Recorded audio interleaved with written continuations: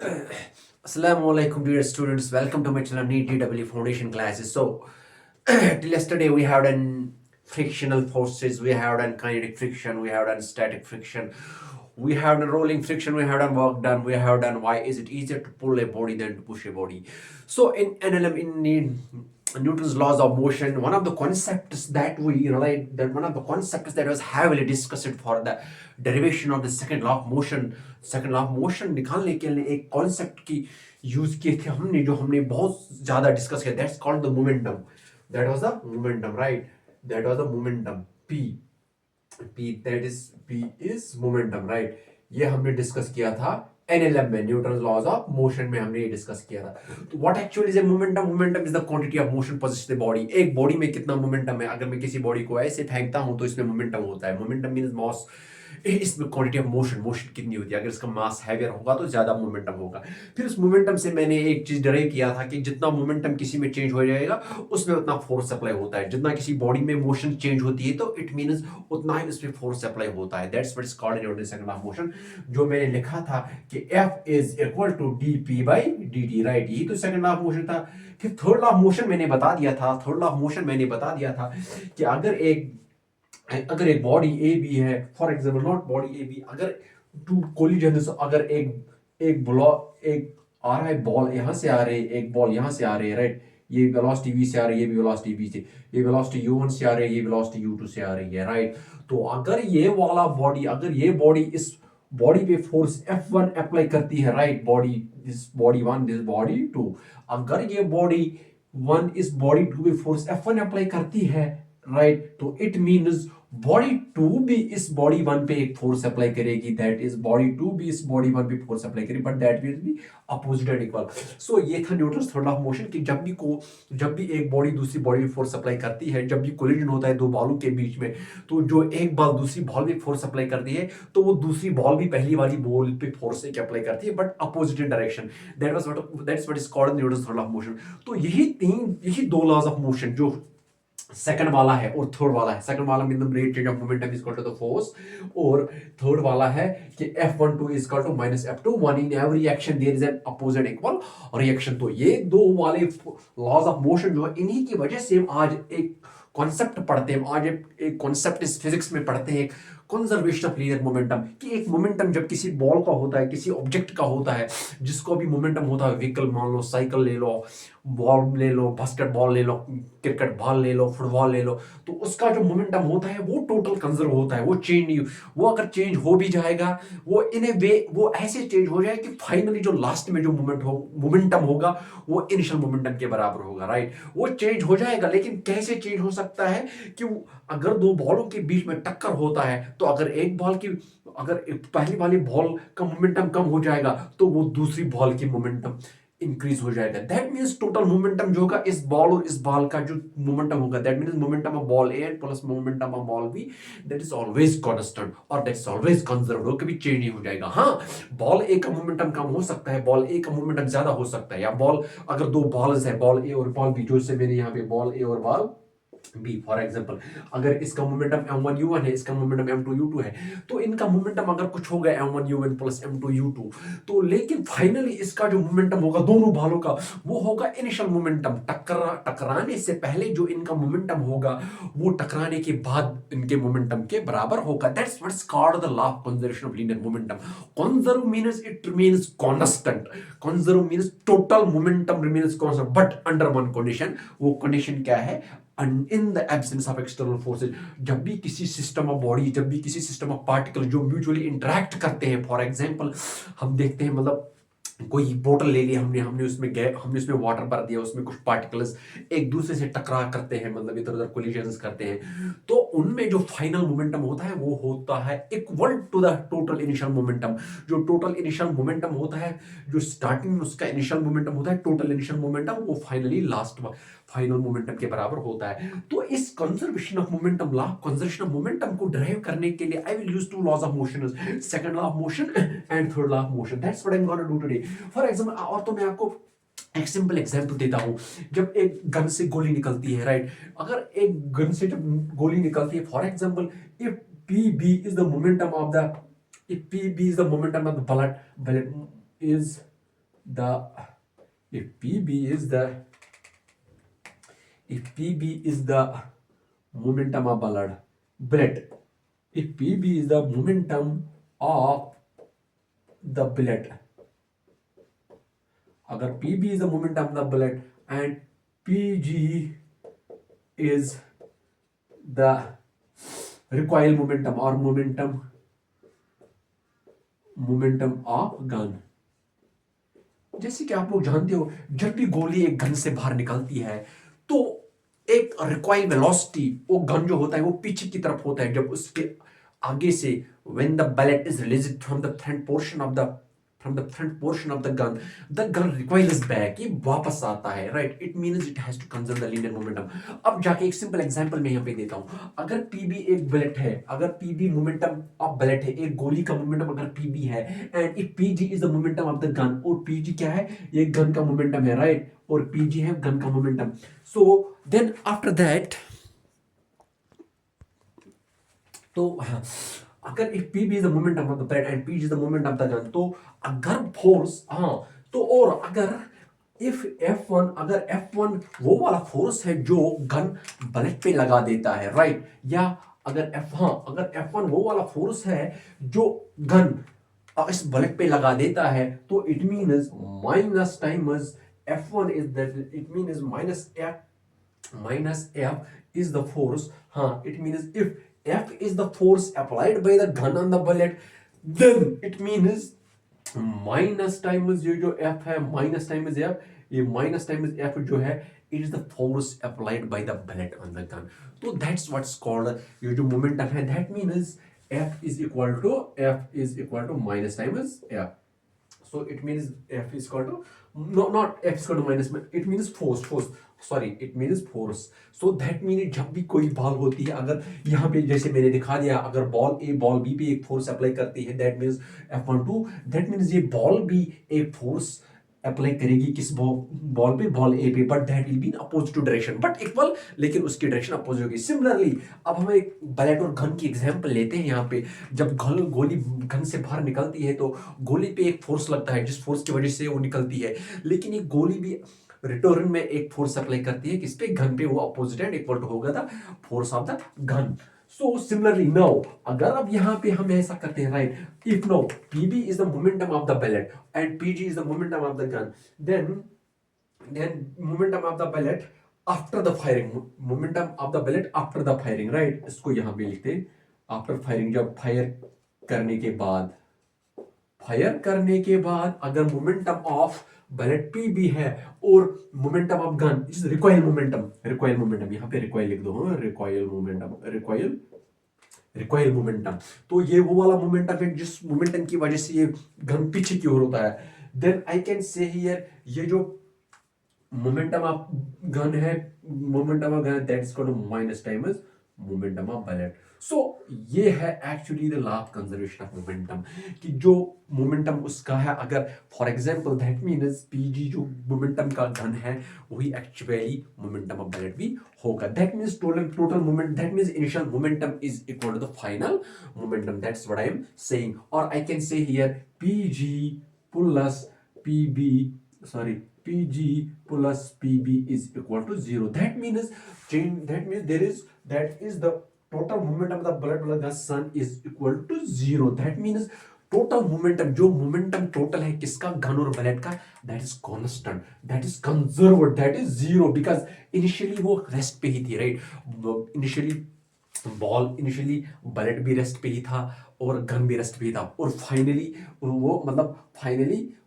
Finally उनका momentum भी 0 है. देख लो, पहले जब गन हम लेते हैं, अब उसमें जो गोली है वो भी रेस्ट पे ही होती है, अब ये गन भी रेस्ट पे ही होता है. अब हमने क्या मान लिया, हमने एग्जांपल ले ली कि चलो ये गोली जो निकल गई, मतलब फायर करने के बाद जो गोली निकल गई, या फायर करने के बाद जो गोली निकल गई उसका मोमेंटम पीबी है, और ये जो रिकॉइल मोमेंटम है उस गोली निकलने की वजह से उसमें एक रिकॉइल मोमेंटम आता है गन में. चलो वो हमने ले लिया, क्या वो हमने ले लिया, फॉर एग्जाम्पल वो हमने ले लिया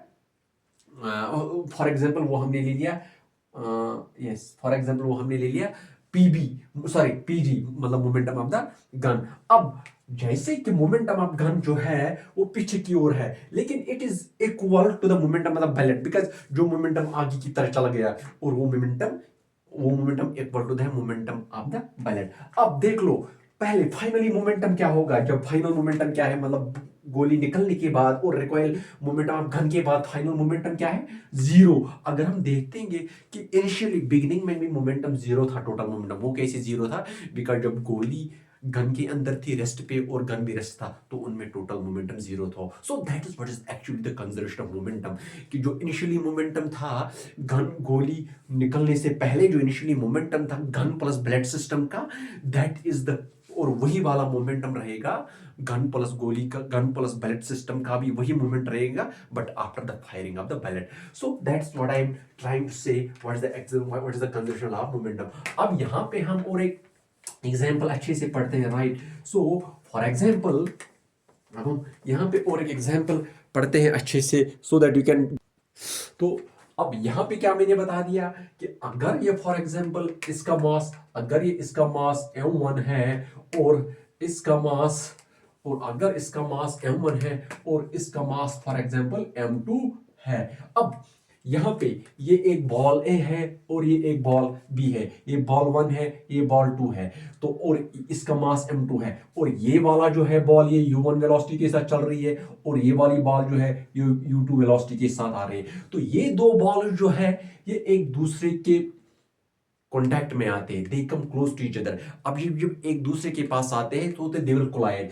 अब यहाँ पे जब ये कोलाइड हो जाएगा तो ये एक दूसरे के, now when they will collide, so this momentum, इसका मोमेंटम क्या है, हाँ इसका मोमेंटम m1 u1 है, तो और इसका मोमेंटम m2 u2 है।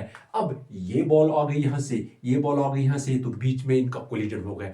अब जब कोलिजन हो गया, ये वाली बॉल यहां चलेगी विद वेलोसिटी v2 और ये वाली बॉल यहां चलेगी with velocity v1। That's actually what's happening, right. So अब जब, तो इसका मोमेंटम क्या होगा, m1 v1, और इसका क्या होगा after collision, I am saying after collision, इसका मोमेंटम क्या होगा m2 v2। नाउ अब मुझे पता है जब, अब जैसे कि मैंने बता दिया Newton's third law of motion क्या बताता है कि जब भी दो बॉल्स एक दूसरे के करीब आती है, टकराती है, तो अगर ये वाली बॉल इस बॉल बी पे फोर्स F1 अप्लाई करती है, तो ये बॉल बी भी इस बॉल ए पे force minus times force F1 apply कर देगी, because Newton's third law of motion, right. So that's what I am going to say. So if now if F1 is the force applied by ball A on ball B, then minus times F2, then minus times F2 is the, and on ball B, and F2 is the force applied by ball B on ball A. तो यहां पे अगर F1 force है, अगर F1 force है जब ball इस ball B के साथ टकराती है, अगर अब उस समय उस टाइम t1 उस टाइम t1 तक ये बॉल ए इस बॉल बी पे फोर्स F1 अप्लाई करती है, तो इट मींस, और अगर बॉल बी इस बॉल ए पे फोर्स F2 अप्लाई करती है for time t2, then therefore I can write F1 is equal to minus times F2, right? That's what I'm saying. So that's the Newton's third law of motion. अगर ये ball इस ball पे force F1 apply करती है for time t1, और अगर ये ball इस बॉल ए पे अगर ये बॉल इस बॉल ए पे फोर्स F2 अप्लाई करती है for time t2, then according to Newton's third law of motion F1 is equal to minus times F2। ये मैंने यहाँ पे लिख दिया। सो हाँ, और I know that Newton's second law of motion, Newton's second law of motion क्या बोलता है, m F is equal to ma, so it means F1 is equal to M1A1. So I will write here. F1 M1A1 is equal to M2A2. Right? It is M1A1 is equal to M2A2. So it means, so I know that from Newton's equations of motion, from equations of motion, I know that V is equal to U plus AT. Just see here, V is equal to U plus AT. It means V minus U by T is equal to A. So it means A1 is equal to V1 minus U1 divided by T1. So that's what I am saying. So A1 is equal to V1 minus U1 upon T1. Now see here the case now. So it means, जैसे कि मैंने बता दिया, अगर ये ball velocity u1 से चल रही है और ये बॉल आ रही है यहाँ से वेलोसिटी u2, अब टकराने के बाद इस बॉल की वेलोसिटी यहाँ होगी v1 और इस बॉल की वेलोसिटी होगी v2. Back that's what's happening. ये टकराने के बाद अब ये बॉल a और ये बॉल b किस ये एक दूसरे के साथ टकराते हैं फॉर टाइम t1. हाँ, तो इट मीन्स कि ये जो जिस टाइम के लिए ये बॉल इस बॉल के साथ टकराती है, उसी टाइम के लिए ये बॉल भी इसी बॉल ऐसे टकराएगी. That means time of contact जो इनको टकराने में टाइम लगेगा वो सेम है, वो इसी के लिए भी उतना ही. फॉर एग्जाम्पल ये दो बॉल टकराती है, for example they are in contact for 1 second. So it means ये बॉल और ये बॉल का टाइम ऑफ ये कॉन्टैक्ट नहीं बोल सकते हैं कि ये 1 सेकेंड तक ये कॉन्टैक्ट में रहते हैं टकराने पर. तो इट मीन्स इट मीन्स ये T1 जो है, और सिमिलरली यहाँ पे A2 जो होगा, A2 होगा V2 minus U2 upon 2T2. So it means, अब यहाँ पे मैं लिखता हूँ राइट, M1 A1 के बदले में लिखता हूं मैं V1, यहाँ पे माइनस लिख दो, माइनस टाइम्स M2A2. तो V1 minus U1 upon T1 is equal to minus times M2 तो A2 के बदले में V2 minus U2 upon T2. तो ये T2 क्या है यहाँ पे मैं बताता हूँ. ये T2, what is this T2, right? What is T1 T2? T1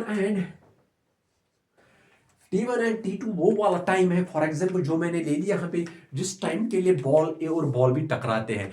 अब देख लो यहाँ पे बॉल और एक बॉल भी टकराती है किस टाइम के लिए. दैट मीन्स इनका टाइम ऑफ कॉन्टैक्ट ये वो वाला टाइम है जिस टाइम के लिए बॉल टकराती है, वो सेम होगा. बॉल ए के लिए वही बॉल बी के लिए, बिकॉज वो एक कॉन्टैक्ट में आते हैं एक ही टाइम पे, बिकॉज ये बॉल और बॉल भी कॉन्टैक्ट में आती है, टकराने पर एक कॉन्टैक्ट आती है for 1 second. That means this T1 and T2 is same. So it means यहाँ पे लिखता हूं मैं, ये T1 T2 cancel. So it means M1 into V1 minus U1 is equal to minus times M2 minus, sorry, minus times M2 into V2 minus U2, right? So M into V1 minus U1 into V2 minus U2. अब इसके बाद देख लो, that is M1 V1 minus M1 V1 into M1 U1 is equal to minus times M2 V2 plus M2 U2, right? So it means M1 V1 plus this M2 V2 यहाँ पे ले लो, ये minus है यहाँ पे plus आएगा. M2 V2 is equal to ये M1 U1 negative है यहाँ पे, ये आएगा M1 U1 plus M2 U2. That means finally मेरा क्या आ गया यहाँ पे that is M1 V1 plus M2 V2 is equal to M1 U1 plus M2 U2. That is यहाँ पे मैं लिखता हूँ अब ये वाला, दैट इज सो यहाँ पे मैं लिखता हूँ ये वाला M1 U1, that is M1 U1 plus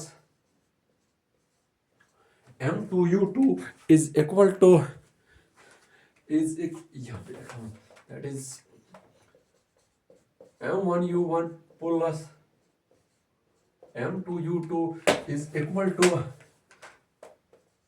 m1v1 plus m2। तो ये रहा हमारा ये जो पहला वाला मोमेंटम है, टकराने से पहले जो बॉल्स का मोमेंटम था। बॉल्स का momentum means total momentum of ball A and ball B. जो टकराने से पहले मोमेंटम था वो था m1u1 प्लस m2u2। और टकराने के बाद जब ये बॉल इससे कोलाइड कर गई, जब ये बॉल इससे कोलाइड कर गई, तो ये बॉल चली इस साइड में विद वेलोसिटी v2 और ये बॉल चली इस side with velocity v1। So it means ये जो इनिशियली मोमेंटम है ये is equal to the final momentum. अब जब टकराने की बाद इसका मोमेंटम क्या आएगा m2v2 और इसका मोमेंटम क्या आएगा m1v1 बिकॉज़ ये वेलोसिटी v से चल रही है। और सो it means total linear momentum is conserved. That means ये जो so it means the initial momentum, total initial momentum of the ball A and ball B is equal to the total momentum of ball A and ball B. So it means the total momentum remains conserved, that means constant. So अब यहाँ पे therefore I can write the law of conservation of momentum here, right? So I can write the law of conservation of momentum here. Law of conservation of momentum. So I can write here, law of conservation of momentum, law of conservation of momentum, law of conservation of, so this is the law of conservation of momentum. So I will write it, the total momentum of an isolated system,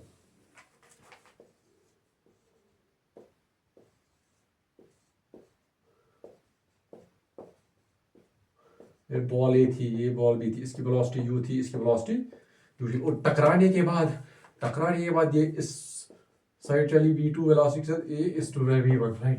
अब law of conservation of momentum, total momentum आएगा the total momentum of an isolated system, total momentum of an isolated system, total momentum of an isolated system of interacting particles